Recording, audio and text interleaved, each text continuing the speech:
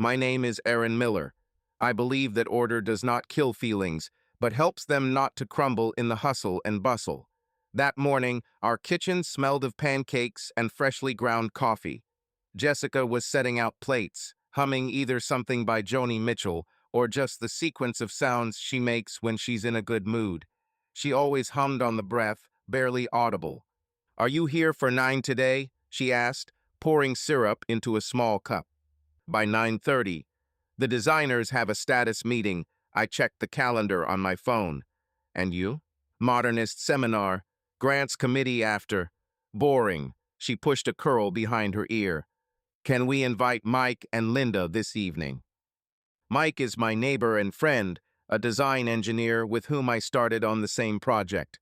His wife, Linda, loved to bring her pies to our place. I shrugged. If the committee doesn't detain you, why not? I'll text them later, Jessica said, taking a bite of her pancake. Want to go to the hill country this weekend? The vineyards, bring that blue blanket. We had been talking about a day trip for a long time. Drive for a little over an hour, stop by the road, lay out a blanket, listen to the crickets, and talk about nothing. In my imagination, it looked like a neat vacation plan, where every element had a place. A thermos, a blanket, paper cups, 2 free Sunday hours. Okay, I smiled. Just no sudden rush jobs. Jessica smiled back and held her gaze for a second. I loved those moments of hers when she seemed to evaluate how truthful the world around her was and agreed. Yes, there is order today. I left before she did.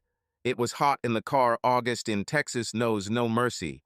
In the office parking lot, the air conditioner hit with icy air, and for a couple of minutes everything became almost European. Glass, chrome, even shadows. At the status meeting, we discussed the facade of the reconstruction of the municipal library. The client wanted modernity without coldness. I suggested metal slats with a warm shade and wooden panels in the entrance area, so that a person from the street would immediately feel that he was expected. Like home, Mike said afterward, leafing through my sketches. Everything you do is homey, even the public buildings. People always go somewhere, I replied. It would be nice if they were expected there. Work went on as usual. Tasks, deadlines, emails marked out. I was so used to those 2 letters that sometimes I caught myself mentally applying them to my personal life. Buy filters for coffee machine out. Call mom out. Tell Jessica that. And then the list stopped because I said everything I wanted to with Jessica. Almost everything. That afternoon, she sent a photo of a stack of books on the faculty desk. Williams, Faulkner, Bishop. The seminar will survive, but I will not, she wrote. I responded with a raised eyebrow emoji and a promise of pancakes for dinner. We had too much batter. She put her heart into it. Small, clear signs. Around 5, Mike looked into my office and rapped his knuckles on the doorframe. Are you having dinner with Jessica tonight? Yes. She writes that she will be free after the committee. Then I won't ask you for bourbon, he nodded. Although if you change your mind, you know where to find me. I knew. Mike always had clean glasses in his garage and the same story about how he almost moved to Portland to work. The story began with the phrase, "Can you believe it? I even bought suitcases." I heard it about 8 times, and each time it sounded slightly different. People like to build alternative houses in their heads. I went home by 6. On the veranda, in the shade of an old maple, the floor creaked. There was comfort in this creaking. I put the kettle on, opened the laptop, checked my mail. There was silence from Jessica. Nothing strange. Committees can drag on. I cut the strawberries, poured the batter. It hissed in the frying pan. At that moment, the phone, left on the windowsill, vibrated briefly. I slowly turned the pancake over and took a look. Sorry it's late, but can we reschedule your presentation for tomorrow? A letter from a contractor. Same number. I'll see you tonight. A pop-up notification on the lock screen. At the bottom, someone else's name, not saved in contacts, just a number with an Austin area code. The message disappeared as quickly as it appeared. The pan hissed too loudly. I touched the screen the lock held. I wasn't in the habit of reading her messages, and there was no reason. I turned off the stove, moved the plate to the window so the light would fall evenly. I had a strange weakness for neat photos of food, which I never sent to anyone anyway. Downstairs smelled of syrup. 10 minutes later, Jessica wrote, "On my way. The committee is stretched thin. I'll die if I don't eat." "There are pancakes waiting for you," I replied. "My hero," came the reply, and a heart was added. She came tired, but in a nice dress blue, with a simple neckline. She put her bag on the chair so carefully, as if she was afraid of crushing something inside. She kissed me on the cheek and inhaled the smell of the kitchen. "Savior," she said, "you are the best." "I'm writing this down," I replied, pointing to an imaginary notebook, "and I'll use it against you when the time comes." As we ate, she told me about a student arguing about Williams's red Ferris wheel, insisting it was just about breakfast. Jessica mimicked his tone, and I laughed. The conversation flowed easily. I didn't tell her about the pop-up. Why? I guess I didn't want to be the guy who chased other people's shadows. Later, when we sat on the veranda, she laid her head on my shoulder. A cyclist rode past, a dog barked, then it became quiet. "When was the last time you drew for yourself, not for work?" she asked. "Yesterday. 5 minutes. A house on a hill that doesn't exist. What does he look like? No decorative columns. Large windows. Windy. I like your houses," she smiled. "It's easy to breathe in them." I almost asked, "Is it easy in ours?" But I held back. Ease does not like tests. Instead, I said what I really thought. "Are we really going to Hill Country on Saturday?" "Yes, I want it." She squeezed my hand, looked up. "I need it." Her need sounded deeper than want. I nodded, and told myself that the message was a coincidence, that the same number could be about anything: a dentist, a colleague, the eternal logistics. No house gets stronger if you start hammering on every suspicious board.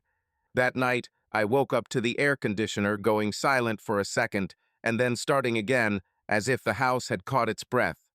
Jessica was asleep next to me, the light from her phone reflected on the nightstand. I turned to the wall.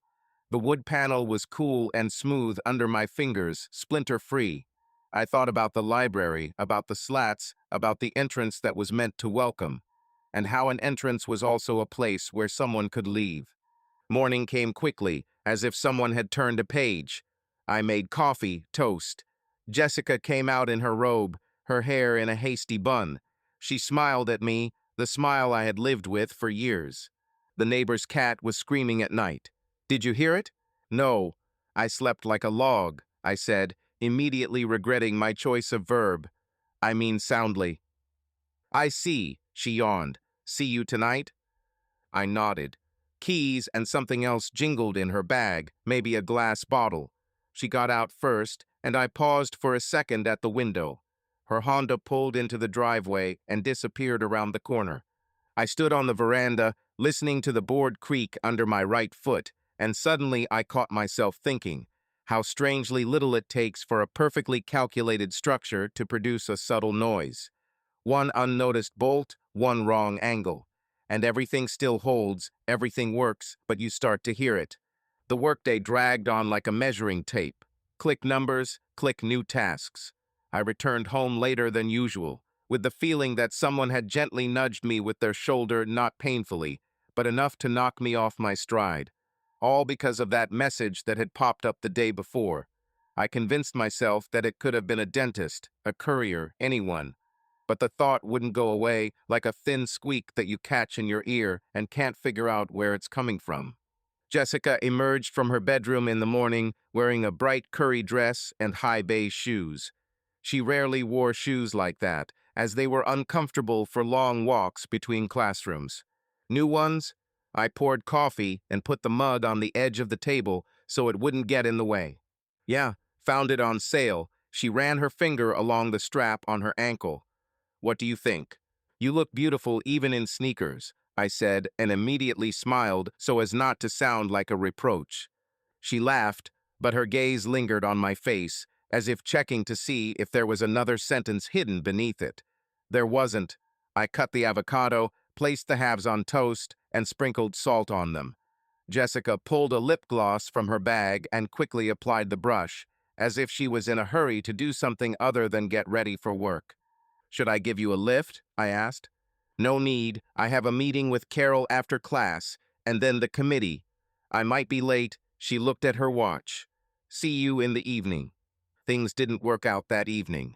She wrote that she would go straight to the student's parents' house. Something had happened, a conflict over cheating. I replied, "Okay, take care of yourself." The answer was, "You too." The brevity didn't offend me. Sometimes short messages are just a time saver. I sat on the veranda, listening to the kids arguing over a ball in the neighboring yard, and tried not to hear my inner squeal. The next day, I stopped by campus during lunch to pick up Jessica's sweater, which she'd forgotten in the hallway. Austin summers are brutal, but the classrooms are so air-conditioned that everyone wears knits. I parked outside a brick building with white columns, the only columns I tolerate. They've been there since the college was founded, and their age makes sense. The English literature department was on the second floor. The hallway smelled of paper and dried flowers. On the notice board was an invitation to a lecture called Faulkner and the Memory Map. I found Jessica's office and knocked. No one answered. I was about to leave when her voice came from the next room, quick and energetic. "Yes, I understand, but I need time. I have classes now." "Here," said a female voice. "You really are glowing. What kind of perfume is that?" "A gift," Jessica answered after a short pause. I didn't eavesdrop any further.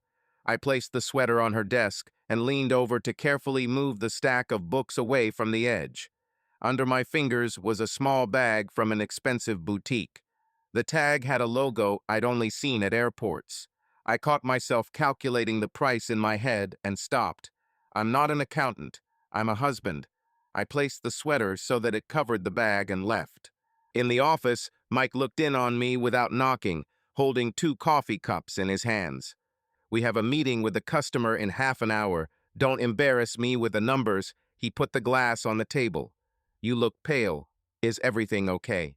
"The heat, the air conditioning," I said. "The temperature changes." "Yeah, and sometimes there are ups and downs at home." He smiled wryly. "Linda and I had such an argument yesterday over the wardrobe in the hallway, as if we were deciding the fate of the world. Then we ate ice cream, and it got better. Ice cream is our arbitrator." He sat sideways on the chair, like a teenager, and ran 2 fingers over my drawings. "Wooden panels at the entrance are okay, but watch out. If we make the slats too dense, it will feel like a cage." "I was just counting the steps," I replied. "I need to see it on the model." We went into the meeting room. I told the client about the ratios, showed sketches, and at some point I felt relief. Talking about buildings always saved me. Walls have no secrets. If there is an error in the calculations, it will inevitably appear. People are more complex. That evening, Mike and I, like old times, went out to the parking lot together. He reached for his phone, dialed something, and winced. "Linda asked me not to buy those cheap candles anymore. She says they smell like a hospital." "Put out on your list," I said. "Yes, yes." Mike looked at me more closely. "Are you sure you're okay?" "I think so," I replied, and honestly added, "I just can't stop hearing one nuance." "Nuance is when the bathroom tiles are half a tone colder than they should be," he said. "And anxiety is when you wake up at night from thoughts. What version do you have?" "A nuance." By. The house greeted me with emptiness, in which there was nothing scary. I turned on the light above the sink, the same warm lamp we bought last winter. In the trash can was a perfume box, the same logo as on the bag in the office. I took the box out, put it on the table, and returned it. It was a gift, maybe from colleagues. Maybe she decided to please herself. What am I even doing checking the trash? Jessica arrived later. She undressed at the entrance unusually quietly, as if she was afraid to wake me up, although I was sitting in the kitchen with a laptop. "Oh," she smiled, noticing me. "You're not sleeping." "Finishing my letters." "How are you?" "It's piled up. She opened the refrigerator and found a container with the remains of the toothpaste. Committees, complaints, parental calls. I'll soon be a lawyer, not a teacher. We ate a couple of forks at the counter. She was tired, it was obvious. Why do I always judge? I asked myself and stood up to take her coat off the hanger. I'll throw my things in the wash, I said, and go to bed. Thank you, she swung her hip, trying to get her foot into the slipper, and laughed. I can't bring myself to do it. The laundry smelled of powder and something sweet, perhaps from the perfume, or perhaps my imagination had already begun to sniff the air. I turned out the pockets of her light-colored trousers and snapped the zipper on her jacket. A thin, sweat-dampened rectangle of paper was wedged at the bottom of the drum. I smoothed it out carefully, like a fragile diagram. A receipt from a restaurant in downtown. The name with an asterisk instead of a period. The date was the day before yesterday. The time was 9:12 p.m. 2 main courses, 2 desserts, 2 wines by the glass. The waitress's phone number was handwritten at the bottom, if you want to reserve a table by the window next time. I felt something click in my chest, and the numbers added up into very simple math. I put the receipt on the washing machine, sat down on a stool, and sat there for a few minutes. The washing machine hummed quietly, as if stroking someone's shoulder. Ask directly, say, I found the receipt. Or pretend I didn't see anything, wash my hands. I got up, washed them, dried them on a towel, and picked up the receipt again. At the bottom, in black ink, was the waitress's name, Lauren, and a heart. You can draw a heart on anyone. It is not proof of anything. But 2 glasses of wine are facts. Aaron, Jessica's voice came from the hallway. Are you there? Yes, I answered. I'm starting the washing machine. I put the check in my wallet with the household receipts and went back to the kitchen. Jessica had already washed the plate for the lazy pasta, put it out to dry, and leaned her elbows on the counter. Are you sure you're okay? She asked. Yes, a little tired, I told him. I have a meeting until 7 tomorrow, she shrugged. Don't wait for dinner. Okay, maybe I'll cross paths with Mike, I replied. She came up to me and kissed my temple, as people do when they are in a hurry and still want to leave a mark. I smelled the new perfume, a slight bitterness, then sweetness, a convenient mixture, not striking to the nose, but lingering. Thank you for the laundry, she said. You're my gold. When she went to take a shower, I took out the check again, looked at the numbers, and put it away. First the facts, then the conclusions. I repeated the phrase I always told my junior colleagues. I had the facts. I didn't have the conclusions. Not the kind I'd want to say out loud. The next day, I tried to occupy my mind with other things. A meeting with the ventilation contractor, a trip to the site, where it smelled of damp plywood. I stood under the future entrance canopy, estimating the step of the fasteners, and suddenly caught myself on an absurd thought. If the relationship could be strengthened with anchors, I would choose galvanized, so that they would not rust. I grinned at my own stupid fantasy and called Mike. Do you have the evening free? I asked. Linda at her parents'. Bourbon and a story about Portland? Bourbon, yes. You can skip the story, I said, although I know you won't. I won't let you in, he admitted. Come by at 8. At 8, I was already sitting in his garage, where the fan was standing and making noise as if he wanted to be the ocean. We had a sip, and Mike waved his hand. Okay, get out. You didn't just come here for no reason. I found a receipt, I said, for 2, from a restaurant in the center, when she was on the committee. Ask, he answered simply. And to hear, what? That she went with a colleague? With a friend? Ask and look into the eyes, Mike said. It's not the what that matters to you, it's the how. You've been married for 5 years, and suddenly you have wisdom. I've been married for 5 years, and I know how many times I didn't ask and then made up my mind. This is worse. On the way home, I repeated, ask and look into the eyes. It was dark at home. I didn't turn on the light in the hallway, went into the kitchen, poured water. In the silence, that squeak arose again, not in the room, but inside me. I took my wallet, took out the check, put it on the table like evidence on a white sheet, and I realized that I was not ready. Not today. Because a conversation like this is like taking the roof off a house in the rain. It will splash everything. I put the check back. I sat on the porch. The Austin night was thick and alive, moving even as you sat. A car door slammed, someone laughed, a train passed in the distance. I placed my palm on the railing, feeling the small irregularities of the wood. If I ran sandpaper over it, it would be smooth. But first I had to figure out where to sand. I slept late and woke up the next morning with a decision. Don't put it off for long. Facts first, talk later.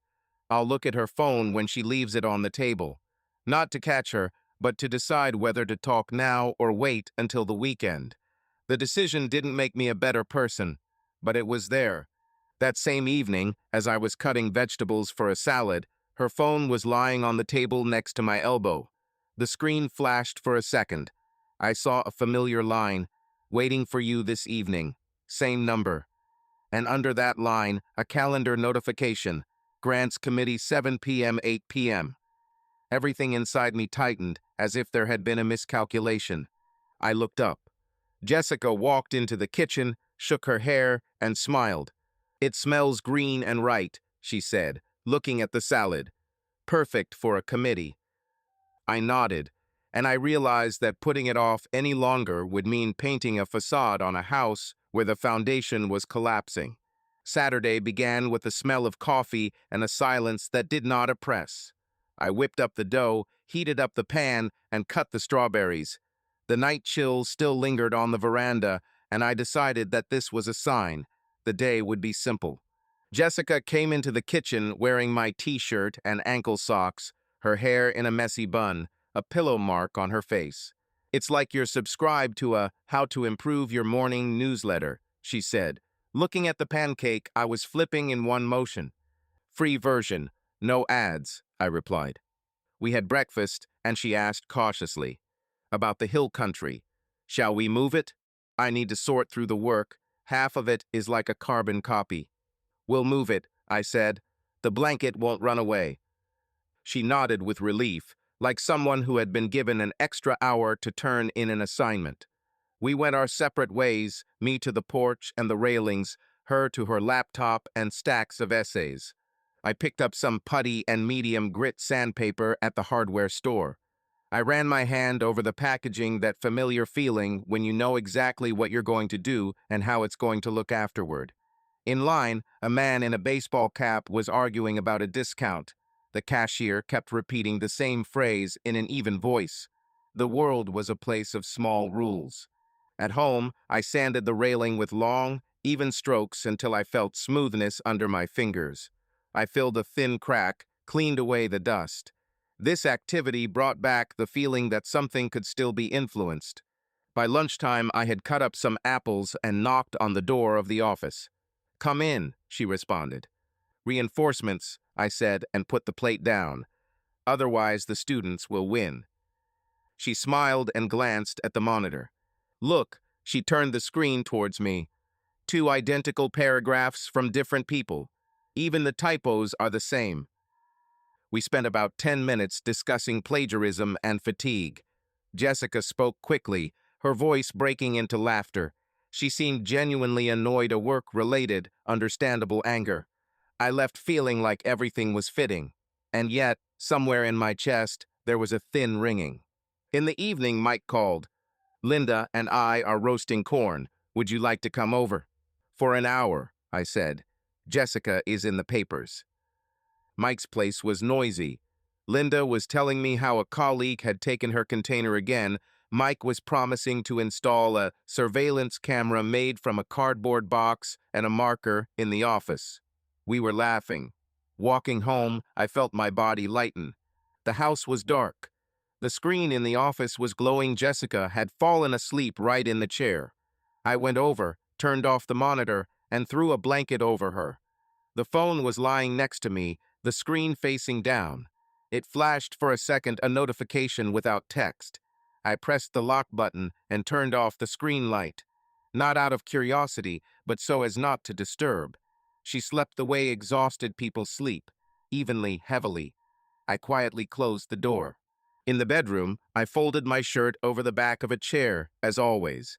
In the shower, I put my face under the stream to calm my thoughts. Ask now, wake her up, run into irritation and resentment. No, conversations are awkward at night. I fell asleep with that thought. We started Sunday with a late breakfast at a small cafe with a brick wall. She told me about a student who called a metaphor a story that pretends to be a thing. I laughed. We shared a mimosa, argued about which bread was best for toast, and she checked her phone every now and then and put it down. I tried not to look at it at all. Afterwards, we stopped at the supermarket. Milk, grapes, coffee machine filters. At the flower stand, she paused by the yellow sunflowers, touched a petal, and moved on. Next time, she said to my gaze. Next time, I agreed. At home, I cleaned the coffee machine, put the washing machine on, tightened the loose screw on the stool. Small chores were in hand.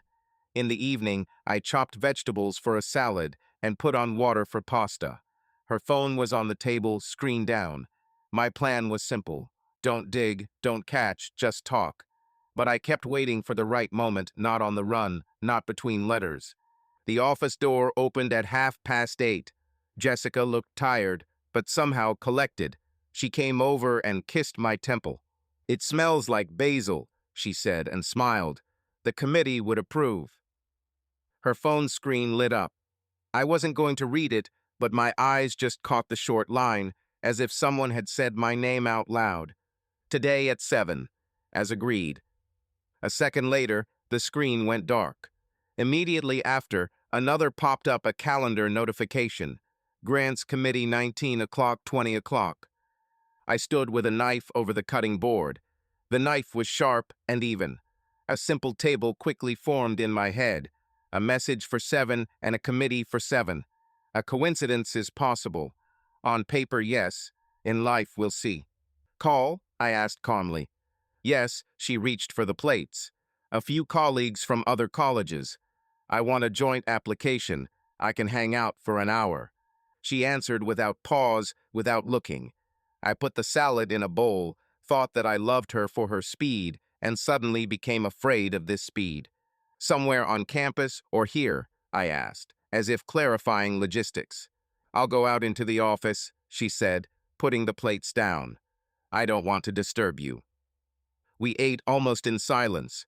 She glanced at her watch, closed her laptop, and went back into the office. I heard the door slam and the sheets of paper rustle. A minute later, her voice, low and businesslike, "Good evening, colleagues." I automatically became quieter, although I was alone in the kitchen. I put down my fork, wiped the table, and folded the napkins.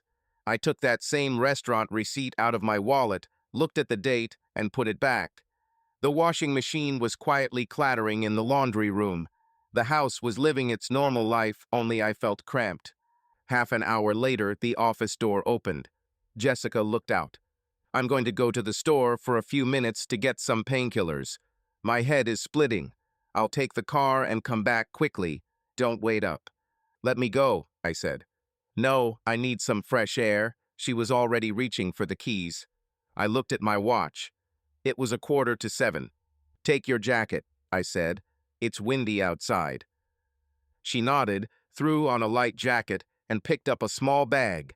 I noticed the perfume, the same one, with a slight bitterness and then sweetness. The door slammed softly. Through the glass, I saw her get into the Honda and drive out of the yard. The headlights cut the corner of the fence and disappeared around the corner. I stood there for about 10 seconds. Then I took the keys. I turned off the light in the kitchen. I checked that I hadn't left the stove on. I locked the door. I got into the car. I started it. My heart was beating quietly and heavily. I didn't make plans. I didn't choose my words. I had a simple, direct route. Follow at a distance. Don't be a hero. Don't make up excuses, just see. The traffic on our street was sparse. I drove with my headlights on low, keeping my distance. At the intersection, she turned onto the expressway toward the center. There was no drugstore in that direction, except for a 24-hour one closer to downtown. I said out of earshot, "Drugstore." The words sounded strangely empty. At the light, I pulled up 2 cars behind her Honda. I could see her profile in the mirror, the smooth line of her neck, her hand on the wheel. We pulled away in sync, as if we were practicing a drill. The closer we got to the center, the denser the traffic became, the brighter lights from signs, warm bar windows, people on the sidewalks. Sunday night in Austin is lively but quiet. She pulled into a street lined with restaurants and bars where we sometimes went on Fridays.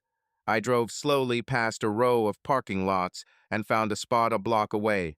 I turned off the engine and sat there. The air in the car grew quieter, and I could hear my own breathing.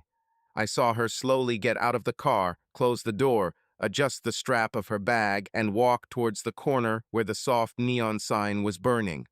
Blue blouse, dark jeans, hair falling freely on her shoulders. She moved quickly like a person who knows where she is going. Not to the drugstore, not to the store. I didn't rush after him. First, I looked at the time 1903. Then I opened my phone and typed a message to Mike. If anything, I'm downtown. Everything's okay. I didn't send it. I deleted it. I put the phone on the seat. I felt bad about what I was doing. But I had no other way to separate fact from fiction. I got out of the car, closed the door without clicking, checked to make sure it was locked. I walked along the sidewalk, keeping to the shadows, although there was no need to. It was just calmer that way. On the corner, I saw the entrance to the bar where the 4 of us had once sat with Mike and Linda. People flashed through the glass, the counter, the lights above it. Jessica had disappeared inside. I stopped. I took a deeper breath than I needed to, so as not to hurry. For a second, I thought about going back. I could now pretend that all this was a misunderstanding, turn around and go home, make tea, wait. But today at 7 had already begun. I walked up to the door, touched the cold handle, and pulled my hand back. I didn't go in right away, but through the side entrance it was darker and quieter there. I don't know the world of bars well, and I don't like it. But today I just needed to see where my assumptions ended. Inside, it was dim and the steady murmur of voices. The bartender was wiping glasses, the ice in the bowl glistening like pebbles in shallow water. I stopped by the wall to adjust to the light, and immediately saw her. Jessica sat at a high table by the window.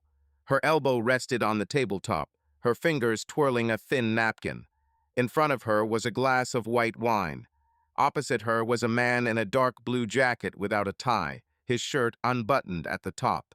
Short hair, expensive watch, confident forward lean, he listened as if the world around him had paused for the sake of this conversation. I sat down on a stool against the wall and ordered a soda. The bartender nodded and handed me the glass without a word.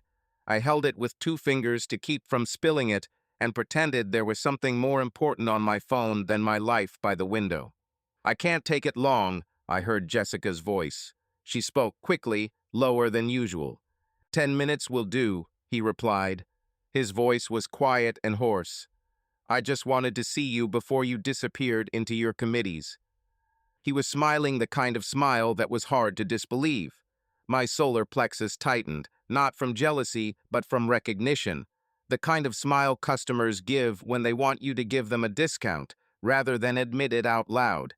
The waitress set a plate of olives and what looked like mini bruschetta on their table.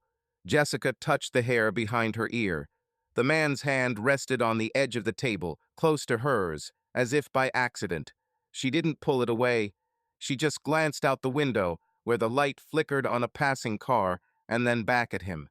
You wrote that everything was complicated for you, he said.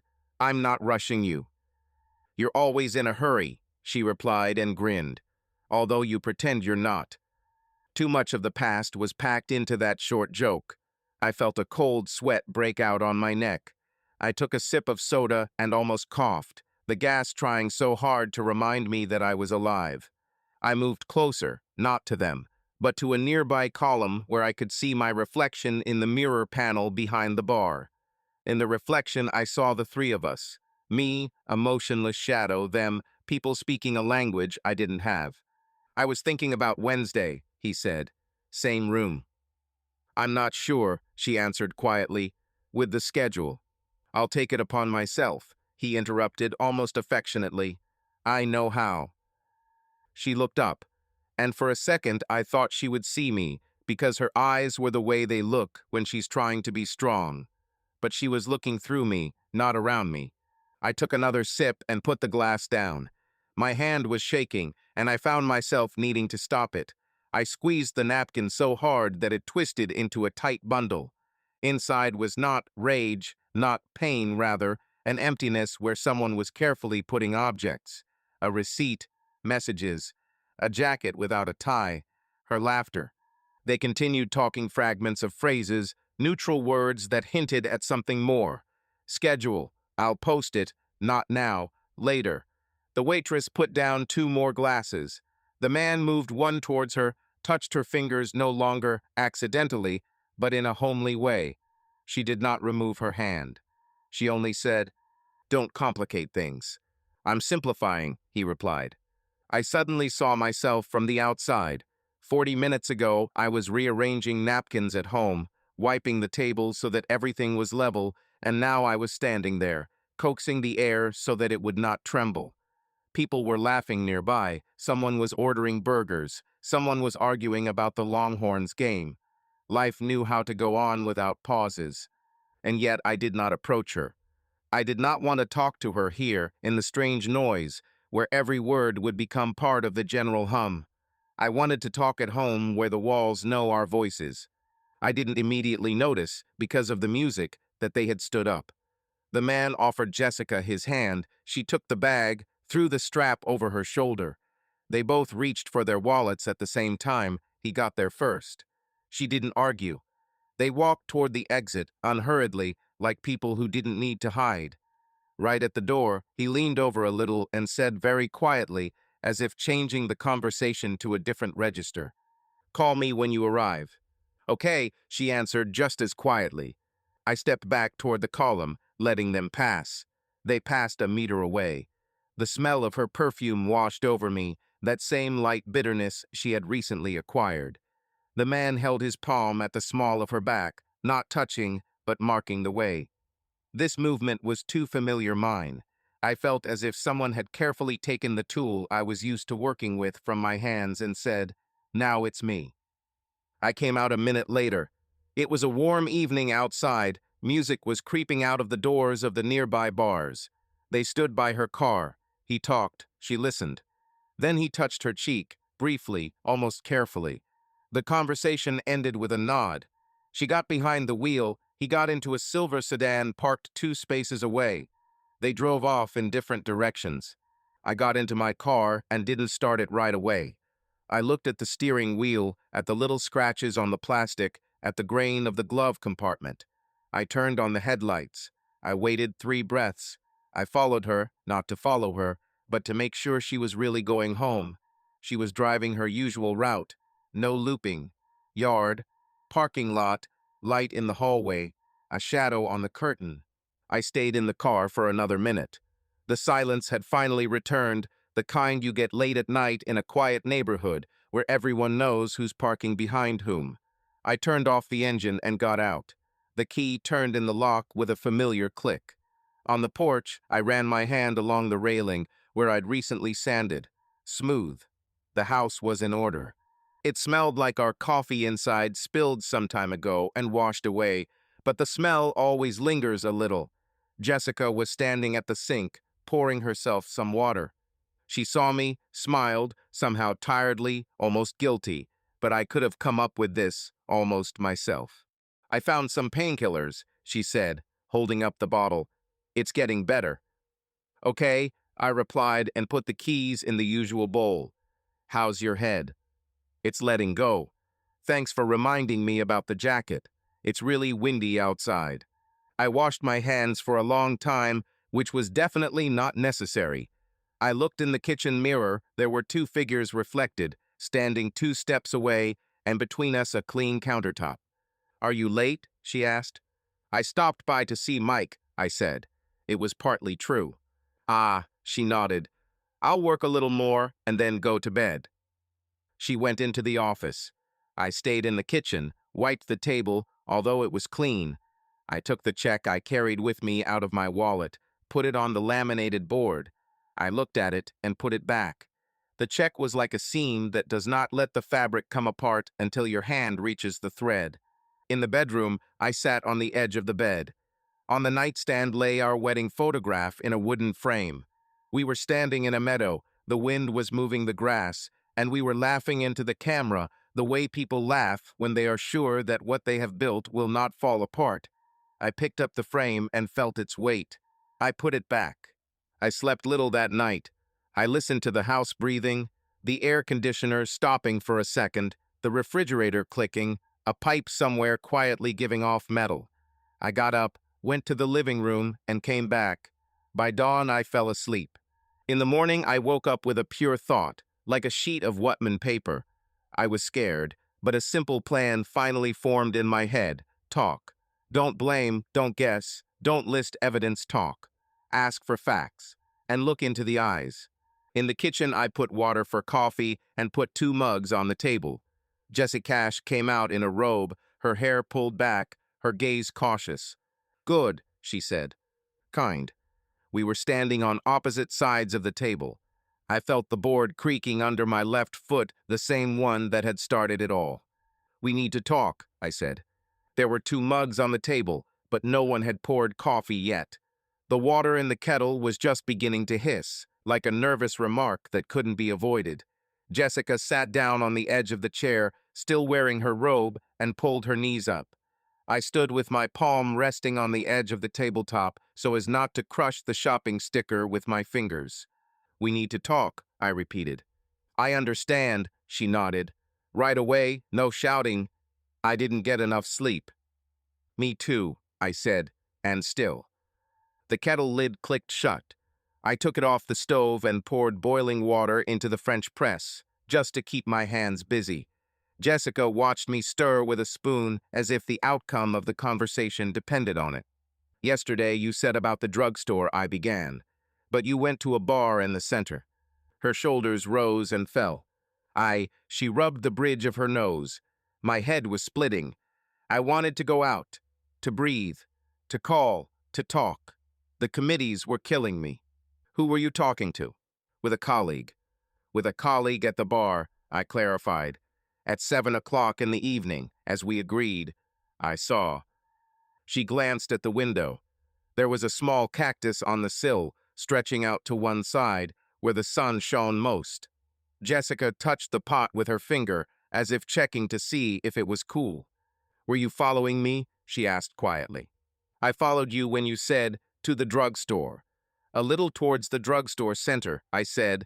I wanted to understand what was going on. Without guessing. You checked the trash, found a receipt. Now surveillance. She smiled briefly, without joy. You're an architect, Aaron.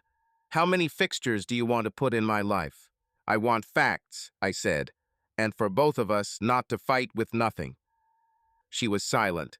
I poured coffee into the mugs. I moved her mug, the one with the crack in the glaze, closer. Who is this? I asked.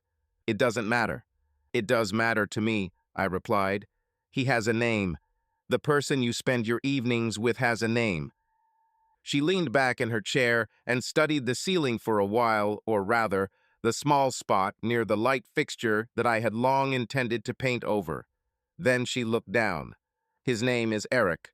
The name hung in the air like a new shelf for which there were no walls yet. No details, just sound. Colleague? I asked. Not exactly.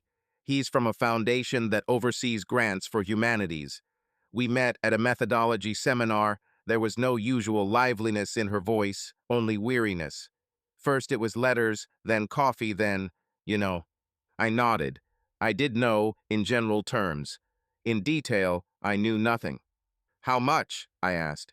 She understood the question without clarification. A few months, she said. That's not an excuse, just a figure since you like facts. Why? I put the mug down so as not to spill it. I don't know, she said too quickly, then corrected herself. I mean, I know, but it sounds like a list of excuses. I was drowning in work, in other people's expectations, in everything having to be right. It was just easy to talk to him. like I was being heard not as a teacher, but as a person. It's not that you didn't hear, she raised her palms. It's that I lost myself somewhere along the way. And I found it in a bar, I said, several times. It was a bad choice, she said. Cowardice. I didn't come to you with this because I was afraid of destroying what kept me whole, and I destroyed it in a different way. We fell silent. The coffee was getting cold. Somewhere outside the window, a pickup truck drove too fast. The sound of rubber on asphalt reminded me how quickly decisions disappear if they are not recorded. Would you have continued if I hadn't asked? I asked. She didn't answer for a long time. Then honestly, maybe yes, or no, I don't know. I've already lived in two halves. I felt the board creak under my left foot. I didn't move. Did you sleep with him? I asked. My voice was even, and I was surprised. Yes, she said quietly. I hate myself for saying it, but yes. The room suddenly felt colder, not because of the air conditioner. I took a breath, then another. It's easier to cut air with a knife than with words. I didn't ask, how many times? I didn't need statistics. We, she swallowed. I wanted to tell you earlier, but I didn't know how. And now it sounds like a convenient moment. You asked, and I confessed. I'm sorry if that's what people ask. It's not a request, I said. It's a fact. She nodded, clasping her hands tightly, and suddenly, as if jumping over an invisible barrier, she added, and one more thing. I need to say something important. I'm not sure which is better, directly or gradually. Straight ahead, I said. I might be pregnant, she said. My period is late. I took a test. It's not clear, but anyway, I'm going to the doctor tomorrow. The words fell on the table like heavy objects. I even heard something sink in my chest, taking a place for which no one had prepared it. You. I stopped because I had chosen the wrong beginning. The term, approximately. I'm counting by the calendar, she said. But that's the horror, Aaron. I'm not sure who it's from. She looked down, and I saw the edge of her eyelashes tremble. I glanced at the wall behind her, at our hill country calendar. The empty Saturday square with its blanket and thermos seemed mocking. I see, I said. My voice sounded strange. Will you tell me the doctor's name? Yes, the clinic on 2nd Street, 1215. I wanted to tell you, but there was a pharmacy and a bar. I couldn't help but say, okay. We fell silent again. Columns of numbers formed and collapsed in my head. I caught myself on a stupid desire to get a ruler and measure the distance between us. I'm not asking you to decide anything now, she said. I don't know what's next. I'm afraid. And I'm ashamed. That doesn't change the fact that I love you in my own way, maybe badly, but I love you. In my own way, I repeated. What do you mean, in my own way? As best I can. Sometimes crookedly, she covered the mug with her hand, as if warming herself. With you, it's home, order, morning light on the veranda. With him, it's the feeling that I'm not on autopilot. I don't make excuses. I try to explain to myself why it happened this way, so as not to go crazy. I ran my finger along the edge of the tabletop, where the varnish had long since worn off. Inside me, everything was fighting at once. The desire to scream, to leave, to throw the mug at the wall, and another to sit down with a pencil and draw up a plan for how to fix the warp in the supporting structure. I chose the third, to continue talking. I'll go to the clinic with you tomorrow, I said, if you allow me. She looked at me as if I was someone she didn't expect to see on this road. If you want, she said. I thought you'd leave. Maybe I will, but not now. First the facts, then the decisions. I repeated out loud what I had been telling junior architects for years. Suddenly, I realized how strange it sounded at home. Okay, she nodded. Thank you. I stood up, went into the living room, stood there looking at the frame with our photo. Then I came back and took my jacket from the chair. Where are you going? Jessica asked. Out for some fresh air. I'll walk a block, I replied. And then I'll call Mike. Tell him I won't be coming today. and that I might need his couch soon. She nodded slowly, as if she was coordinating a schedule with me. "Aaron," she called out as I was already at the door. "I'm really sorry." I paused at the threshold, turned around. I wanted to say something big and right, something that would line us up again for at least an hour, but the words fell to the floor before I found them. "Me too," I said. The street smelled of hot asphalt, although it was still early. I walked to the corner and back. A neighbor was walking his dog. It nuzzled my palm, and I mechanically scratched it behind the ear. A simple action that did not require thinking. When I returned, I looked into the office. Jessica was sitting at her laptop, but she wasn't typing. She looked up. "I'll call the clinic and check the time," she said, "and I'll write you the address." "Right," I replied. I took the phone, went out onto the veranda, and sat down on the step, the very one where the board creaked. I ran my hand along the railing, smooth. The house was holding up. So was I, for now. We hardly talked that evening. We ate in the kitchen in silence. She went to bed early. I sat in the living room for a long time, fingering the corner of my notebook. At some point, I took out a sheet of paper and drew 2 columns, facts and guesses. In facts, I wrote, "Eric, several months. Bar, sex, possibly pregnant. Doctor tomorrow." In guesses, empty. The morning began with short sentences. We moved around the kitchen like people who have long known where everything is and yet constantly get in each other's way. Jessica put her insurance and a bottle of water in her bag. I checked my wallet and keys, although I knew they were there. The coffee was getting cold on the table. We didn't touch it. At 12:15, she recalled. "We'll make it," I said. The road to the center was emptier than usual. We sat in silence. The radio was silent.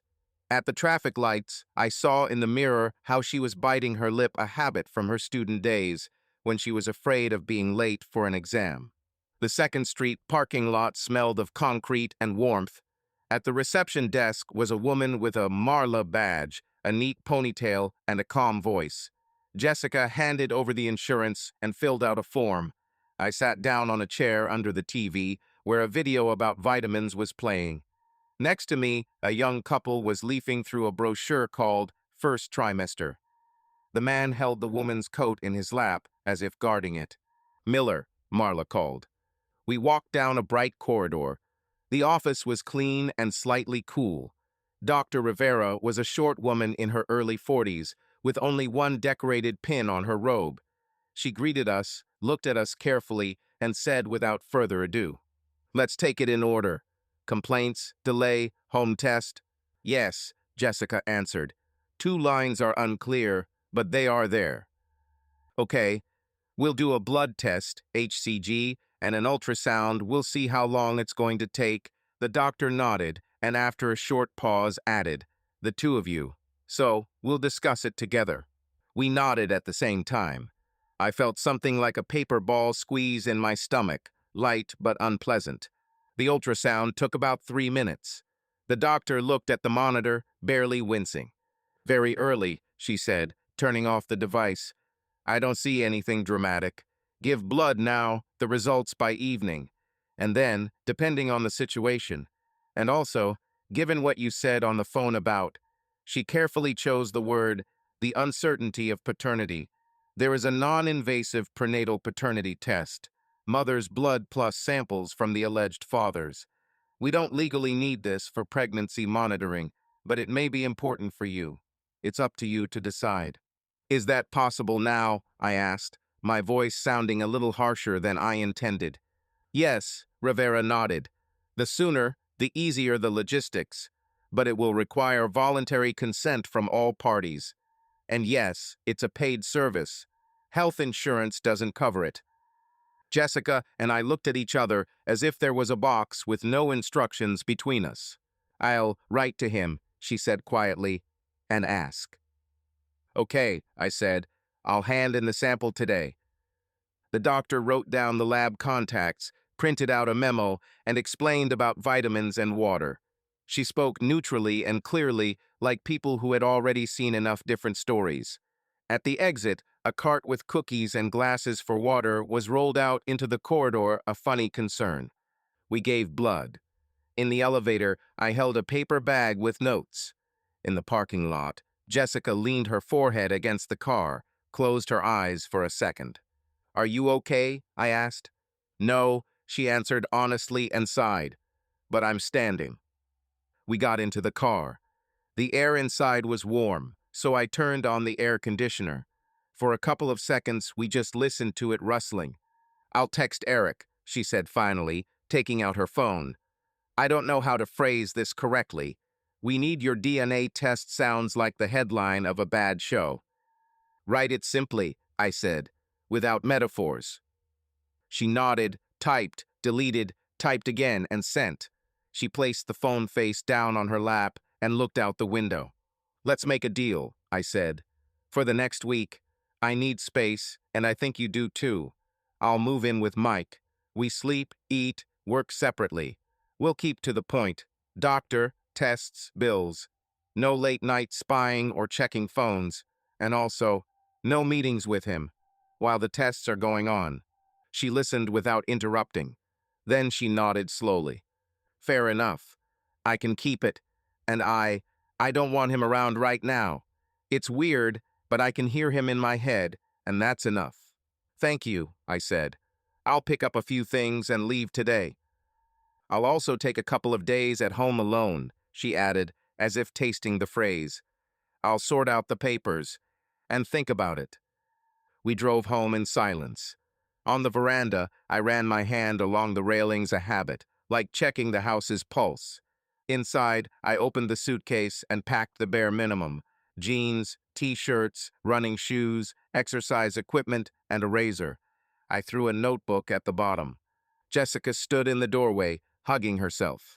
"Take a blanket," she said suddenly. "Where the TV is. You're always cold at Mike's." "I'll take it," I answered, although I knew that the blanket was more than just fabric. I put the blanket on top. The suitcase closed with a tight click. "Do you have duplicate keys?" I asked. "Yes," she said. "I'm not changing the locks." I had already grabbed the handle of the suitcase when the phone in her hands vibrated briefly.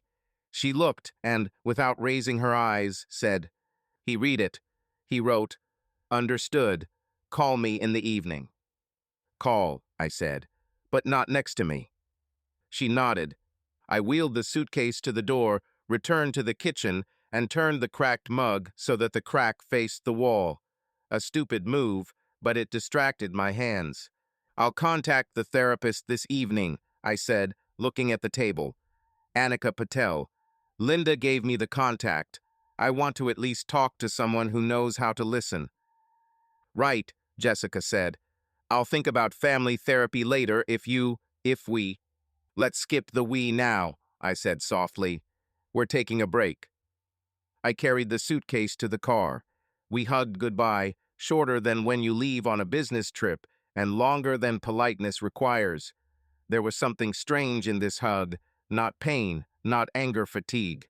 Mike opened the door wearing a local team t-shirt and raised eyebrows. "Accept the refugee," I said. "We just happen to have the presidential suite available. A sofa, a lamp, and a blanket with mousse on it," he replied and stepped aside. "Linda's on shift. Take off your shoes, but don't put them on the third rug, it's decorative." I put the suitcase against the wall, sat down, and leaned my elbows on my knees. "How are you?" he asked. "Like a man who draws walls in the fog," I said. "There seems to be a line, but you can't see where it leads." Mike poured me some water and some for himself too. "Will you drink?" he asked about the bourbon. "Not today. I want my head to stay strong," I said. I told him briefly: clinic, doctor, test, pause. He nodded without interrupting, sometimes asking simple questions like an engineer doing an estimate. "You're a good boy for leaving on your own and not throwing the door out in a fit of emotion," he said. "And what about seeing a therapist? I have a contact, but since you have your own, that's just awesome." My brain got stuck on the word pause, I admitted. It was like I'd put up a prop and left the site. What if everything collapsed? If it collapses, it won't be because you left, Mike replied, because the load-bearing structure was gnawed through earlier. Sorry for the metaphor. Professional deformation.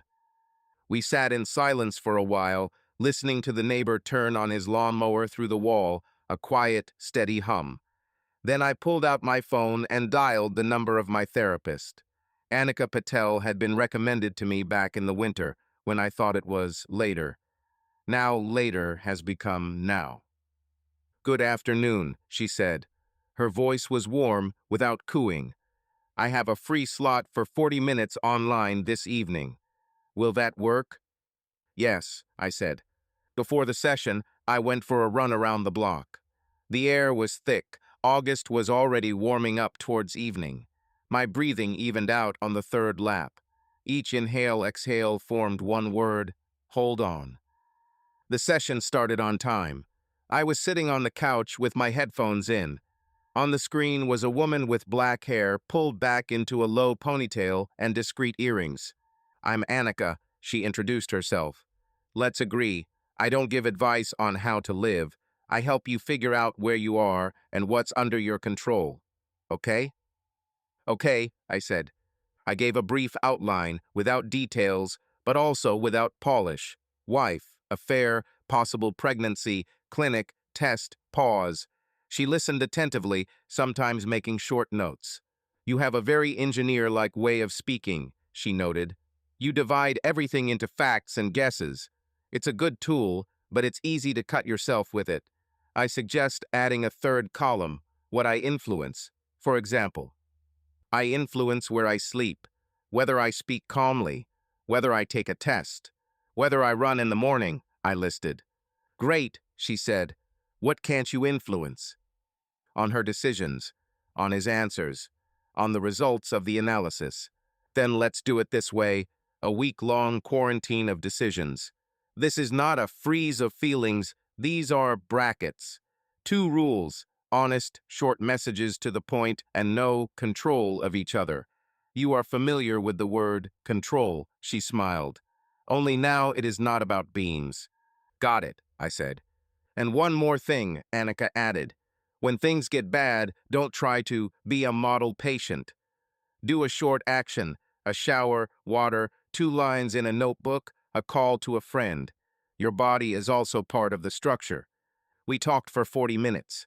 As we parted, she said, "Write 3 lines now. What is the worst thing I think? What is the most specific thing I can do tomorrow? Who will I tell the truth to in 1 sentence?" I wrote it down. "The worst thing is that I will build alone what we planned together, and I will never understand where I went wrong. The most specific thing is tomorrow to pick up the HCG results, agree with the lab about my sample, call my mother and say that I am going through a difficult period without details. Who will I tell the truth to Mike? I already told." After the session, I went out onto the porch. The sky was dark but warm. I texted Jessica, "I'm at Mike's. In the lab tomorrow at 9 o'clock. We'll take a break. Text if there's any news." A minute later, she responded, "Copy that. I'll let you know when I talk to him." Before going to bed, I unfolded the moose blanket and grinned. The moose looked sternly, like inspectors. Mike walked past, turning off the light. "If you want to talk at night, knock on the wall twice," he said. "Once is fire, don't get it wrong." "Agreed," I said. I lay down, looked at the ceiling, where the lamp drew a soft circle, and for the first time in a long time, I felt not emptiness, but a pause. Not an ending, and not a beginning, a stop. Between stations where you can catch your breath. The phone flashed briefly. A message from Jessica. He wrote, "Call tonight. Don't know what he'll say." I typed OK and deleted it. Then I wrote, "Keep me posted." Sent. I rolled over, pulled the blanket up to my shoulders, and thought about how I had 3 specific actions to take tomorrow. Sometimes that's enough to keep the house from collapsing overnight. Mike's morning began with the smell of toast and the hum of the air conditioner. I walked out onto the porch with my sneakers in my hands, sat for a minute, tied the laces, and ran around the block. My breathing was out of breath on the first lap, evened out on the second. The three-item list Annika had given me was spinning in my head. Lab, work, quick call to mom. At 9, I was already filling out a form in the lab. Name, date of birth, signature. The nurse handed me a sterile bag. For you, a cheek swab. Here are the cotton swabs. Instructions inside. Have you already taken blood for the baby's mother? Yesterday, I answered. Excellent. Once the second alleged father has given a sample, we can begin the analysis. The time frame is 7 to 10 business days. We will send a notification. 7 to 10 days fell into my head as a dull deadline, like a construction gap that cannot be stepped over. I got into the car and just held the steering wheel for a couple of minutes until my fingers stopped shaking. At work, I focused on the library facade. The density of the slats, the distance between the posts, the numbers were reassuring.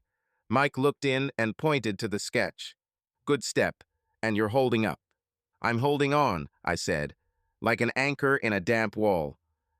Don't bend them too much, he chuckled. Anchors also tear the material if there are too many of them. After lunch, I went outside to call my mother. I said, things are tough in my personal life. I'm at Mike's for now. I'm healthy, working. More details later. She sighed and asked if she should come over. I said no. We said goodbye, and I felt better. One honest phrase a day is already a good thing. At 3, a text came from Jessica. He agrees to the test. He'll give a sample on Wednesday. I'm seeing the doctor tomorrow for a repeat blood test. I wrote, accepted. Keep me posted. Pause. Then another, thanks for yesterday.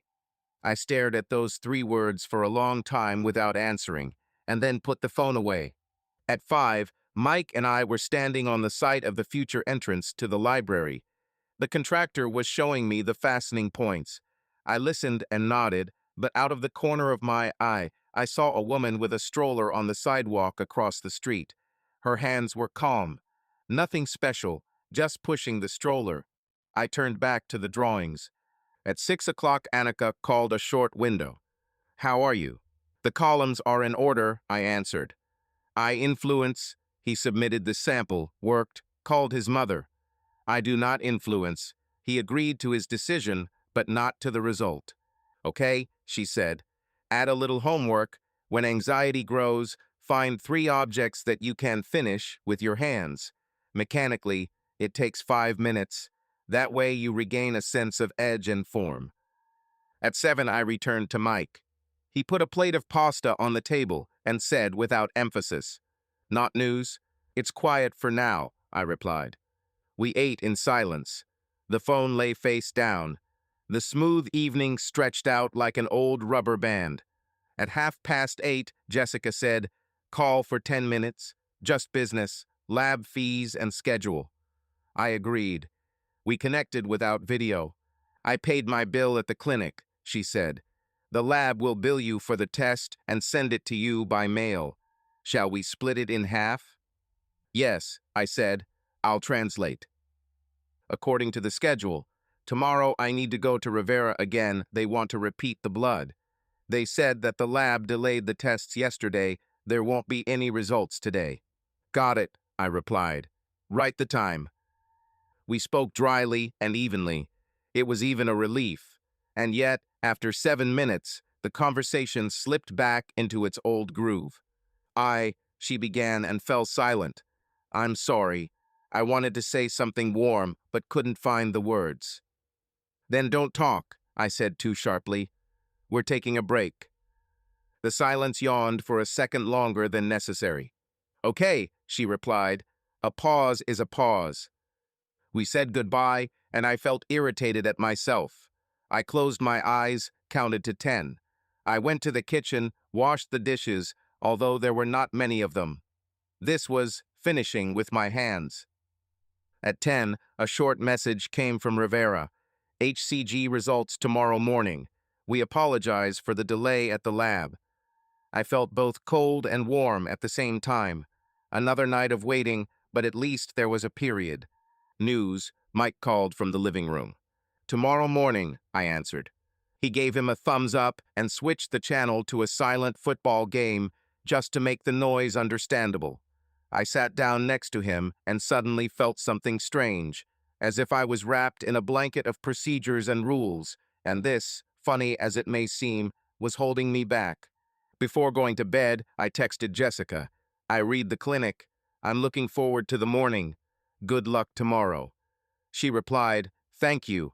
I'll try to sleep. I put the phone on the nightstand and lay on my side. I woke up at 3:20 at night. I checked the screen empty. I went to the kitchen, drank some water, came back, and covered myself with a blanket with mousse. I fell asleep. Morning came quickly, like a shift change on the site. At 7:02, the phone lit up. A message from the clinic. Results are ready. Call Dr. Rivera or wait for a callback. I stared at the screen, hesitating to press. The phone immediately vibrated, an incoming number from the clinic. I took a breath and answered. Miller? Dr. Rivera's voice was even. The HCG result is positive. Very early. We'll confirm the dynamics in 2 days. Drink water, folic acid starting today. As for the paternity test, we're waiting for the second sample. I understand, I said. Thank you. I hung up and sat for another minute holding the phone as if it weighed more than usual. I texted Jessica. They called. Pregnancy confirmed. Repeat the test the day after tomorrow. She responded almost immediately. I see. I'll take it again. Eric is giving a sample tomorrow. The week passed like a windowless hallway. I ran in the mornings, worked during the day, sat at Mike's in the evenings, and watched him cross off his grocery list. I spoke to Annika twice. We added 3 items to my I influence column, at least 6 hours of sleep, water, and a non-caffeinated meal after lunch. Small things, but they kept the day in shape. On Wednesday, Jessica texted back. He passed. On Friday, the lab said, samples in progress, up to 10 business days. I checked in with Rivera for a blood test. Everything was going according to the book. A world where everything was according to the book seemed like a mockery. The call came on the 8th day at 1613, laboratory number. Mr. Miller? The woman spoke carefully, like someone carrying a fragile box. The non-invasive prenatal paternity test is ready. Result, you are excluded as the biological father. The report will be sent to your email. The word excluded stood in my head in black font. I said, thank you, hung up and looked at my palms for a long time. They were clean, without cuts. So what? I texted Jessica. The results came in. I'm out. She replied a minute later. Come over, please. I texted Mike. I'll borrow the car. All he said was, go. I'm home. The house greeted me with silence. Jessica was sitting on the edge of the couch, her hands clasped. There was a printout with the lab's logo on the coffee table. She looked up. I read it, she said. Her voice almost broke. Forgive me. I don't even know how it sounds when it's too late. I sat down on the other end of the sofa, leaving an empty space between us like evidence on a table. Next, the lawyers, I said, not raising my voice. I'll file it. Temporary agreements, a list of property keys. We'll draw up the papers without any drama.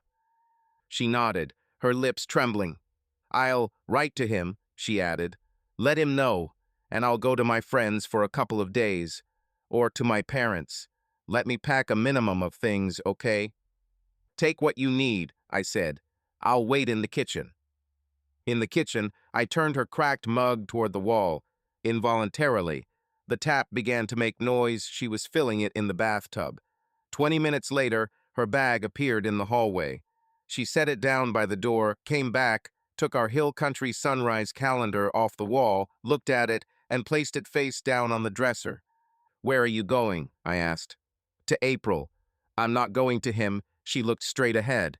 Not today. I nodded. She came closer, as if she wanted to hug me, and stopped. I'll write you the details of the doctor's visits, she said, and I'm really sorry. I know, I replied, and I'm sorry too. The door closed quietly. I was left alone in the house and heard how the house immediately began to sound different. with fewer objects, quieter.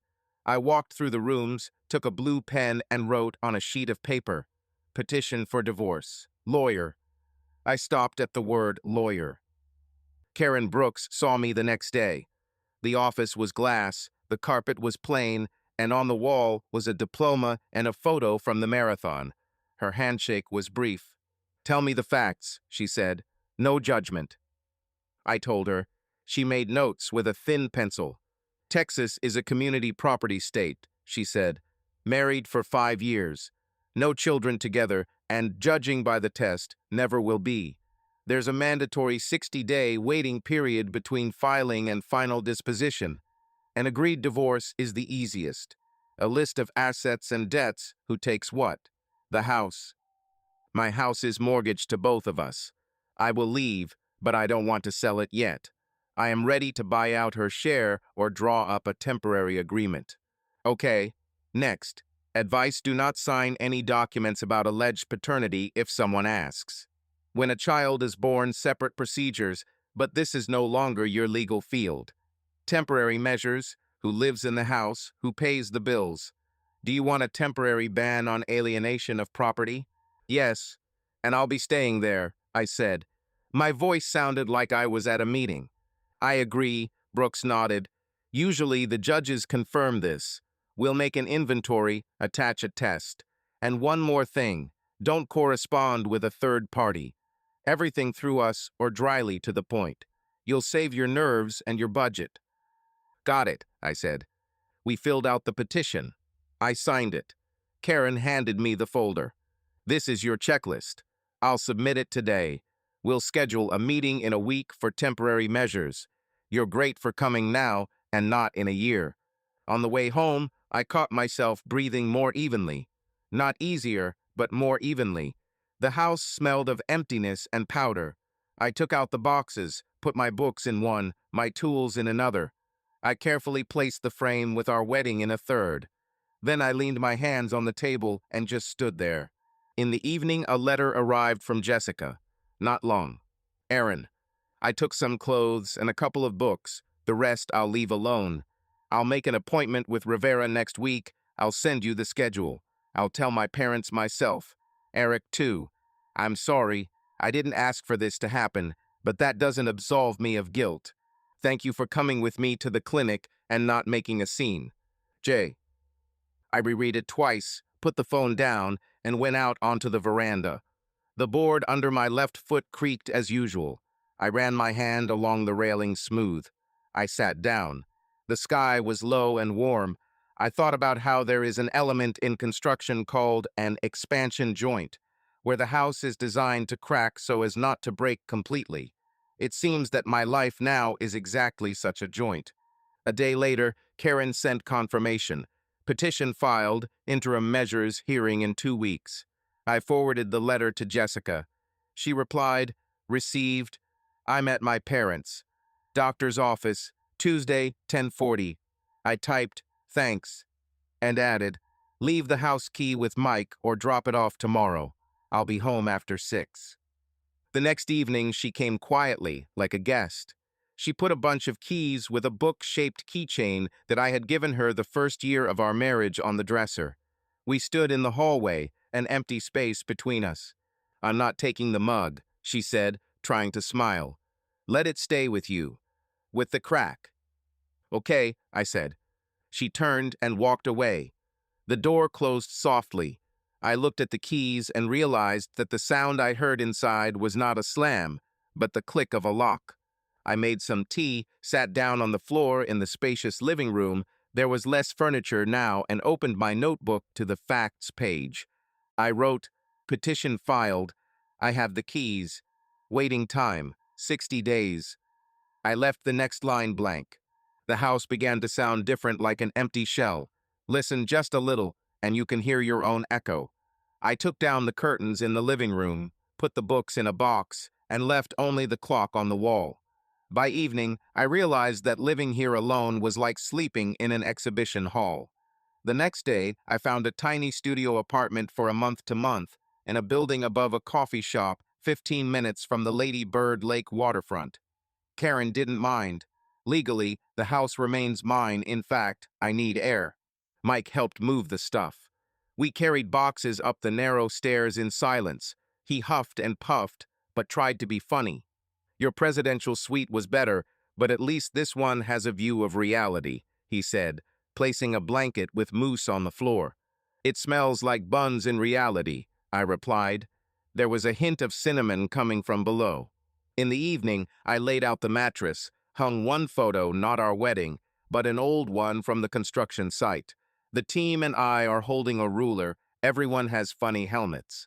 I put an alarm clock and a notebook on the windowsill. The silence here was more honest. The next morning, I went out for a run. The route was along the water, across the bridge and back. The first 5 minutes were short of breath. By the seventh, I had found a rhythm. The usual list was clicking in my head: water, food, sleep, therapist. Annika had written that evening. Choose one small improvement for tomorrow. I chose running.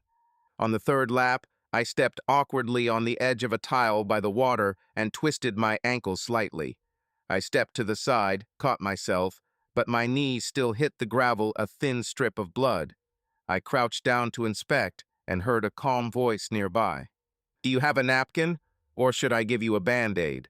A short woman in a light running jacket sat down next to him. Short hair, a human look without an apologetic smile. She took a small first aid kit out of her pocket. I'm fine, I said automatically. That's a standard male phrase, she answered evenly, but without sarcasm. I'm a nurse, excuse me. I nodded.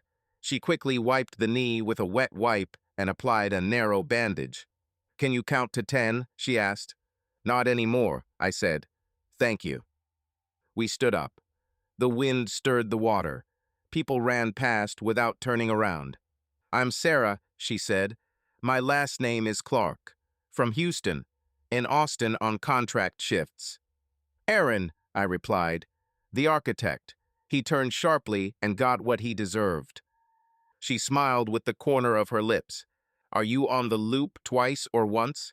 Usually one and a piece of the bridge. Today, apparently, minus the bridge. Sarah looked at my leg carefully, like someone checking a binding. It's enough for a bridge. Just don't be a hero. We'll try. We walked side by side, slowly. I could smell the cream lightly neutral, hospital-like, but not hospital-like. She moved economically, like people who spend a lot of time on their feet. Have you been running for a long time? She asked. A week again, more often than before. I'm between shifts, Sarah nodded. Work at night, my head is buzzing in the morning, running clears it out. You look like you need to cleanse too. I chuckled. Careful wording. I'll try, she replied. In our hospital, harsh language only works on 40% of patients. We ran to the bridge and stopped at the railing. The water was flowing lazily. On the other bank, someone was teaching a child to ride a bike. The father held him by the saddle, then let go for a second and caught him again. Are you in Austin for long? I asked. 6 weeks. Then we'll see. It's quieter here than in Houston, and the coffee is better. She nodded toward the city, and people are less likely to lie to themselves that everything is okay. Why do you think so? I asked. I can see it in the way people breathe, she said without fanfare, and the way they hold their phones. In Austin, there are more people who hold their phones face down, not because they're hiding them, but because they're tired. I looked at my phone. It was in my pocket, screen down. We both laughed because it was both a hit and a miss. Do you have work nearby? She asked. Yes, a library project. Lamels, wood, to greet. Met is a good word. It's so rare to be met by anything other than fluorescent light in a hospital, she said. Well, I have to start my shift in an hour. She took a couple of steps back. With the patch you live until the evening, she said. If it hurts, don't endure it. Patience is a bad tactic in medicine. In architecture too, I said. They suffer there, and the walls crack. Sarah's smile widened. After my shift, I sometimes drink coffee on the corner by your coffee shop, if it is your coffee shop. She looked at my sneakers and the direction I had come from. I might guess wrong. Mine, I said. I mean, I'm filming over it. She nodded, as if marking it on a map. Sometime after my shift coffee, no promises or stories about how I left for Portland. She narrowed her eyes, clearly guessing someone's typical monologue. We have a deal, I said. No legends. She raised her hand not to shake, just a see you later sign, and ran on easily, like people who have their own pace. The day passed more quietly. I returned to the studio, put ice from the freezer on my knee, and sat down to sketch. I turned on the timer for 40 minutes, as Annika had taught me, and worked until the bell rang. During the break, I made an omelet, drank some water, and wrote 3 lines in a notebook. Today I did, running, sketch, ice. Tomorrow, lawyer, lab fees, call my mother. The simple lines gave me support. That evening, Mike showed up at my place with a box of pizza. Checking the support structures, he said, looking into the studio. Where should I put the pizza, on the dining table or the professional workbench? It's the same table, I said. That's the beauty of it. We ate, looking out the window. Outside, people were coming back from jogging, some carrying sup boards. Mike told me about arguing with a contractor about the wrong propeller. I listened and felt the noise inside get quieter. And one more thing, he said as he left. If someone has bandaged your knee and offered you coffee, don't refuse. I know how to read the sign bandage plus invitation. You have a gift, I said. Professional, he winked and left. I fell asleep quickly that night. I woke up at 6:10, made coffee, and went outside. At the entrance to the coffee shop, the barista was cleaning the window. The sidewalk smelled of damp wood. I looked at my phone, no messages. It was the most pleasant emptiness I've felt in a long time. On the embankment, I met Sarah again. She was walking towards me, her jacket taken off and tied at the waist, her hair tangled in the wind. Is the knee alive? She asked. It's working as designed, I said. Thanks for yesterday. You're welcome, she replied. I finish at 9. If you're upstairs, come in. I'll sit by the window, where the outlet is. I'll come in, I said. She ran on, raising her hand. I remained standing on the bridge, looking at the morning water. There were no plans in my head, just one simple action at 9. I ran around, came back, went up the stairs, and sat on the edge of the bed without undressing. I looked at the photograph of the team in helmets. These people in the picture were holding a ruler and laughing because they knew they would convert everything to size. I took a notepad and wrote, 9 o'clock coffee. Don't build expectations. Listen. I went down to the coffee shop at 5 to 5. It was light inside. Sarah was already sitting by the windows, as promised, with a mug and a small plate of oatmeal cookies. She looked up, without question or play. I walked up to the counter, ordered 2 coffees, returned to the table, and placed one in front of her. I don't mind gifts that smell like coffee, she said, and conversations that don't try to fix anything in 5 minutes. Me too, I answered and sat down. The morning was ordinary and therefore strange. I ironed my shirt, put my passports, printouts, and the division agreement in a folder. Mike came for me early, knocked twice as agreed. Ready? He asked. As far as that ever happens, I replied. The courthouse smelled of air conditioning and paper. A metal detector, plastic trays, a short next. In the hallway, benches, people with folders, quiet conversations. Karen Brooks was already waiting at the door of the right courtroom. Graphite-colored suit, hardcover notebook. Good, she said. Everything is according to plan. Uncontested. 3 questions from the judge, 5 minutes for signatures. Breathe. We sat down on the bench. It was cool inside. Karen glanced over the agreement once more. The house would remain mine. Compensation would be in 2 payments. Each of us would take our own cars. We had no children together. Debts would be minimal. I nodded. Mike silently handed me a bottle of water. The door opened. 2 people came out of the room, a man and a woman, with red eyes and empty hands. We stood up. Karen looked at me. Ready, I inhaled. Inside, the courtroom was compact. The judge was a woman with a neat haircut without theatrics. The secretary checked the names. On the other side of the table stood Jessica with a lawyer from a small firm. Light dress, fingers clasped, looking at the table. We barely looked at each other. Case number, the secretary read out. The judge nodded. Parties, introduce yourself. We named the names. The lawyers named their own. Was the petition filed more than 60 days ago? The judge asked. Yes, Your Honor, Karen replied, and both parties have a signed agreement. Do you have children together? No, Your Honor. Claims regarding division, disputes, alimony, temporary measures? No, Your Honor. Everything is settled. The judge turned to me. Mr. Miller, do you understand that this is a final decision? Have you lived in the county for the required period? Do you agree to the terms? Yes, I understand. Yes, I lived there. Yes, I agree. She asked Jessica the same questions. Her voice wavered only once on the word agree. The judge nodded to the secretary and picked up her pen. The court makes the final decision on the dissolution of the marriage, she said evenly. The agreement has been approved. Please have the secretary sign the final package. The stapler clicked. I heard a sound like a small box being closed. We walked to the desk. Karen put the last page in front of me, pointed to the signature area. Her hand was steady. Jessica signed her signature without looking up. The secretary stamped it. That was it. Good luck, the judge said, not according to protocol, but in a human way. We nodded and left. In the hallway, I could hear someone arguing by the elevator, someone laughing on the phone.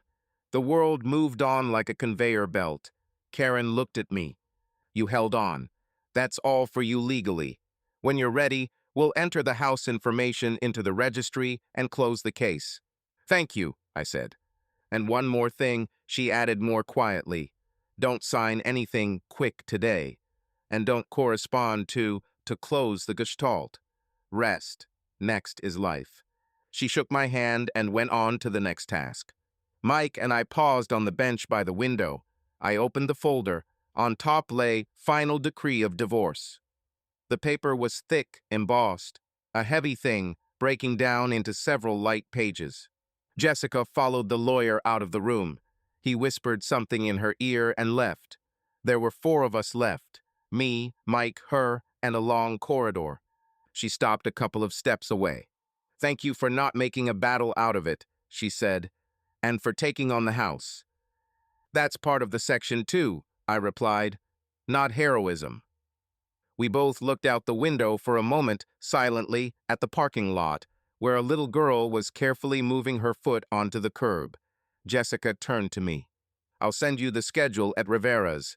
And I know I have no right to ask, but if you ever want to talk differently than today, I'll answer. Today is not that day, I said calmly. Be well. She nodded. There was no ring on her finger, nor on mine. We went our separate ways to separate elevators, like people who once lived in the same apartment and now know where their own door is. It was warm outside. Mike patted me on the shoulder, not hard. Taxi to the cars and then tacos, he suggested. Not like forget, but like eating. You haven't eaten. Let's go, I said. Suddenly, I realized that I was really hungry. We found a taco truck in a park lot. I got a pastor, Mike got barbacoa. We sat on a low concrete stool. The flavors were back, sharp, simple, honest. I ate slowly, like someone who had been on a liquid diet for a long time. What now? Mike asked, wiping his fingers with a napkin. House in order. Moving back from the studio, but not in a hurry. Work, running. Annika on Thursdays. And maybe go to Colorado for a couple of days, I said. I want to breathe in the altitude again. Sounds like a plan, he nodded. A human estimate. We sat in silence for a while longer. In the park, teenagers were throwing a frisbee. A dog had stolen someone's sneaker. Someone was cursing, but without anger. I put the folder on my lap and looked at the title page again. Final solution. And suddenly I felt not emptiness, but lightness thin, like a layer of air between the glass and the frame. No euphoria, just space between the walls. Thank you, I said. For what? Mike was surprised. For being here, and for not telling me about Portland, I chuckled. I save history for great occasions, he replied. They drove me to the studio. The stairs smelled of cinnamon. I got up, put the folder on the table, took off my shirt, and put on a t-shirt. I opened the window. The city noise was lower than usual. I poured water, drank it in one gulp, and put the glass in the sink. The phone vibrated, a message from Annika, a short reminder about the I influenced the column. I answered, Today I ate. I breathe. The papers are signed. I sat on the windowsill and looked down. Someone was setting up chairs for the evening at the coffee shop. There were no tasks left in my head except for the simple one, to walk to the embankment and back. I took the sneakers, tied the laces, and held my fingers on the knot for a second, as if I was fixing a new contour. The door closed easily behind me. The street smelled of warm wood and dust. I moved toward the water. It was the middle of the day, and for the first time in many weeks, this feeling of the middle did not frighten me. We met at the coffee shop at 9, as agreed. Sarah had arrived straight from her shift, her hair pulled back into a low ponytail, a warm sweater thrown over her uniform, and a clear container of late breakfast in her hand. You look as if the mountain gave you back your face, she said, sitting down by the window. The air did its job, I replied, and my knee doesn't complain. We got coffee and oatmeal cookies. I told her about the trails, about the ranger who said, slow is still movement. Sarah nodded. This is a good slogan for the department. They should hang it above the beds. We watched for a few minutes in silence as the barista outside laid out the sugar in a neat row. I liked the silence. There was no need to justify myself. I have to say one thing right away, I began. The divorce is final. The papers are signed. I'm not looking for a plug for the void. I want to get to know you, okay? Thank you for pointing that out, she said calmly. I have my own rules. I don't date married men. I don't play the lifeguard. I don't rush. And I don't like coincidences when a person accidentally turns out to be free. I understand, I nodded. There are no coincidences here. There are consequences. She studied my face the way a doctor looks at a patient before asking an uncomfortable question. Do you know how to be angry? She asked. Yes, I'm just taking a break so as not to break the furniture, I said. Sometimes it looks cold. Okay, she smiled. Then let's go for a walk. I need to walk so I don't fall asleep right in my cup. We walked to the water. The morning was clear, few people. Sarah told us about the night shift, a grandfather with a stroke, a teenager with a panic attack, a woman who refused painkillers on principle. I'm tired of that word, Sarah said. Principle. Often it's just fear. In architecture, principle saves, I answer. But even there, sometimes they hide laziness behind it. We stopped at the railing. A mother passed by with a stroller. The wheel bounced on the crack, and Sarah automatically held the edge, as if she had a sixth sense. You're all estimates, anchors, slats, she said after a pause. What? No ruler? Running, and over-the-counter food, and stupid moose mugs, I admitted. I brought one for a friend. I'll take that as the best compliment, she smiled. I have a mug of French fries at home, also stupid. We grabbed coffee to go and stopped at a small farmer's market. Sarah bought a couple of apples and a small jar of honey. At the flower stand, the vendor dropped a pair of scissors and one of the handles broke. I pulled my multi-tool out of my pocket, clicked the screwdriver, tightened the screw, and the scissors closed. The vendor waved his hand. I owe you a bouquet. I declined, and Sarah picked up a sunflower and handed it to me. For restoring functionality, she said. Let her live with you, I replied. The vase in my studio is an almond jar. She'll be offended. We laughed. The laughter was not loud, but lively. At the corner, she stopped. There's a parking lot ahead, and I'll fall asleep. I have a day shift tomorrow. I'll take you there, I said. We fell silent near her car. The wind rustled the leaves, and in the distance a bicycle rang its bell. Sarah stuck the key in the lock, but did not turn it. "You want to ask why I'm in Houston and not Austin permanently," she said herself. "I got divorced 2 years ago. Everything is close there, parents, friends, but the noise of the head is louder there. That's why I take contracts in other cities. Austin for a while. I have similar math." I nodded. "The house is here, but now I live above a coffee shop. Quiet, smells like cinnamon." "Cinnamon covers its tracks," she said. "Take care of your nose." We both smiled. I took a breath and looked into her eyes. "Can I kiss you?" No promises or scenarios. "Yes, you can," she answered. We kissed briefly. No attempt to hold on, no exhale forever. Just a meeting in the middle. She touched my cheek with her fingers, lightly, as if checking the temperature, and stepped back. "I like people who ask questions out loud," she said. "It makes it easier not to make mistakes." "I know how not to ask," I replied, "but I'm trying to relearn it." She got into the car and rolled down the window. "I have a day off on Wednesday. If you want, we can show each other the non-working places. I'll show you the hospital from afar, you'll show you the library from the inside." "I agree," I said. "I warn you, the slats are beautiful, but I can talk about them for a long time." "It doesn't scare me," she replied. "I know how to set a timer." On Wednesday, I met her outside the hospital. We were standing across the street. Sarah was gesturing to show where they posted their posts, where they set up smoke timers, where they took relatives to deliver bad news. "The most important thing here is the corridor," she said. "It should be without dead ends. People are on the mountain of emotions, they can't be pushed against a wall." "It's the same in the library, only the experiences are different," I said. "There must be a line that leads and doesn't press." We went to the construction site. I walked her through the future entrance, showed her the model, where the slats and wooden blocks at the entrance were outlined with jerky lines. "So that it meets you," Sarah repeated, running her palm over the smooth panel. "You can do it." "That's what I'm holding on to," I said. At the exit, we sat down on the concrete curb. Sarah took an apple out of her bag, broke it in half, and silently handed me half a simple movement that suddenly made me feel calm. "Be honest again," she asked. "How angry are you? I want to know before anything from your past happens again." At first, I kept quiet. Then I speak briefly.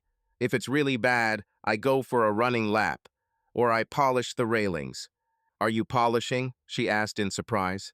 "Yes, there is a veranda. There was, in the house." The board on the corner creaked. I stopped and smiled. "In short, I'm standing." "That's good anger," she said. "Let me know when you need a man with bandages." In the evening, I returned to the studio, took out a notebook, and began to draw mechanically first lines. Then they formed into a small canopy with thin posts and a wide shadow. I signed, "Porch option for Sarah." I took a photo and sent it to her. "Sketch, if you ever want it." The answer came quickly. "I want to someday. And a place to sit for 2 mugs is a must." A minute later, another. A photo of her mug with French fries on the windowsill and the signature, "I confirm my competence." I smiled so hard that my cheeks cramped. I turned on the kettle and poured tea into a mug. Inside, it was both easy and scary. Easy because the conversations were simple. Scary because I was building again. But now I have a habit of drawing a column called "I Influence." Before going to bed, I texted Annika. "I met a woman." We asked questions out loud. I breathe easier. She replied, "Keep up the pace. Don't jump over flights of stairs." I put the phone down and stared at the ceiling for a long time, listening to someone closing up the coffee shop downstairs. The clink of dishes, the click of a switch, the growl of a door spring. The city was settling down. So was I. Subscribe to our channel so that your love doesn't cheat on you, and go ahead and listen to the next story, because this story is nothing compared to the next one. If you're under 18, don't even think click to the next one.